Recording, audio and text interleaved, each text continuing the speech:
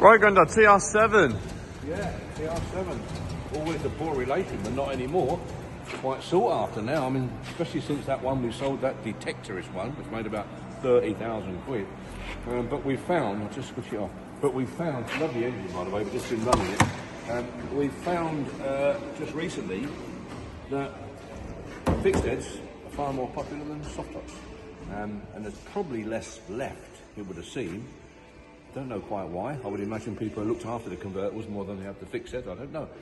But there certainly seems to be more on the market, so we do very well with fixed heads.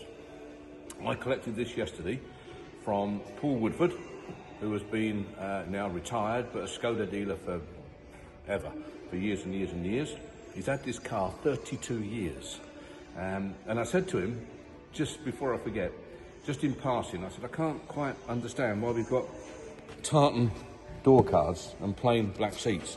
He said, I'll tell you why that is. He said, my wife, who we lost a couple of years ago, loved the car so much that she said to him one day, he said to her, why don't you use the MG more? She said, I like the TR7 because it's got nice light steering, which she has. The only thing I don't like about it, it's a bit bland inside. Is there any way that you could just sort of just brighten it up a little bit? So he very kindly went out and bought 2 door cards, tartan door cards. I think what she meant was like maybe could have some red carpets and some checkered seats or something like that.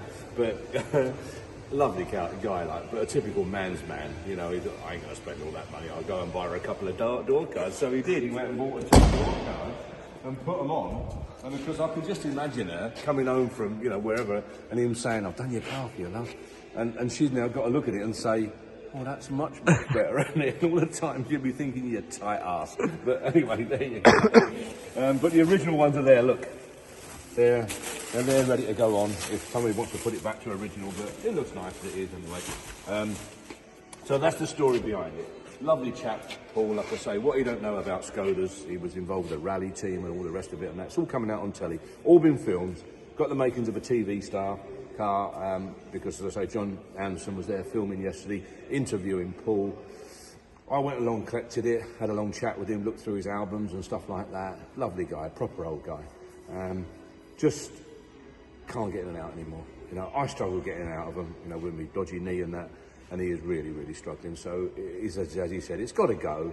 I don't want to give it away, but it's got to go. So it's a sensibly priced car. We all know it's going to make, I don't know, 3-ish or something. You know, it's not going to be an expensive car, but there it is. It is what it is. But 32 years ownership, that's pretty good, isn't it? Sunroof there, period sunroof, as you can see. Now, he did check it out. Those of you that are interested, you better make your own inquiries.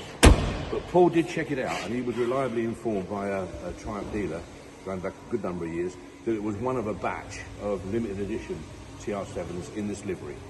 I don't know how many there was, 35, 45 or something like that. There weren't many anyway, whatever there was.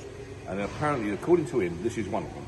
But we're not selling it on that basis because we have got no written proof. But I think if you are something to do with the club and you check out the numbers, you probably will find that is correct.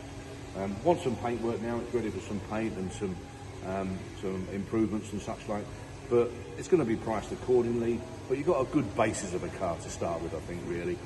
Ultra genuine, long-term ownership. We don't know about mileage, probably been round the clock, I'm not too sure what it's done, but I mean, we don't know, do we? Engine's ever so sweet. Now it's an early one, 4-speed gearbox, but look at this. 5-speed gearbox. Oh, that's handy. Ready to go in. That can't be bad, can it? There you go. 5-speed box ready to go in the car. That there goes with the Krypton. I'll leave that over here. Go on. So that's all I can tell you about it. Ultra genuine. Interior very good, other than wear on the bolster.